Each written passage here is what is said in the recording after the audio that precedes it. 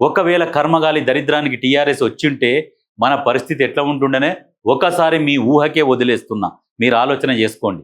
ఈ అప్పులు కాదు, ఇంకా డబల్ అప్పులు అయిపోవు, ఏం మిగలకపోవు. నిత్యం ఇదివరకల్లా లిక్కర్ మీద రేట్లు పెరిగిపోవు, పెట్రోల్ మీద పెరిగిపోవు, రకరకాలుగా ఇబ్బందులు పెడుతుండే. పోలీసోళ్ళు మాత్రం నిమిషానికి వసూలు చేస్తుండే పైసలు. అటువంటి పరిస్థితి తలెత్తుతుండే కేసీఆర్ ఉన్నప్పుడు ఎట్లా ఉంటుండే, పోలీసు వాళ్ళు ఎట్లా వసూలు చేసారు గుర్తుకున్నదా?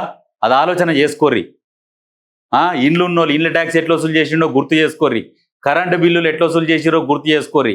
ఏడ పడితే ఆడ ఇష్టం వచ్చినట్టు పెంచుకుంటూ పోయిండు కరెంటు బిల్లులని. అడిగే మానవుడు లేడు, ప్రశ్నించే మనిషి లేడు. అపోజిషన్ లేకుండా అపోజిషన్ కూడా మొత్తం అంతమొందించిండు. ప్రశ్నించేటోడు లేకుండా ఆ రాచరిక పాలన మళ్ళీ కావాలా మనకు? ఆలోచన చేసుకోండి. ఇట్లా ఉంటే ఇప్పుడు ఉపాసం ఉన్నా కాళ్ళు కడుపులో పెట్టుకొని పండుకొని బతకొచ్చు. కానీ అటువంటి వాడు వస్తే బతకాలంటే కూడా భయం అనేది క్రియేట్ చేసిండు ఆ దొంగ. అటువంటి వాడు మనకొద్దు అని ఒకటి ఆలోచన చేసుకోరు.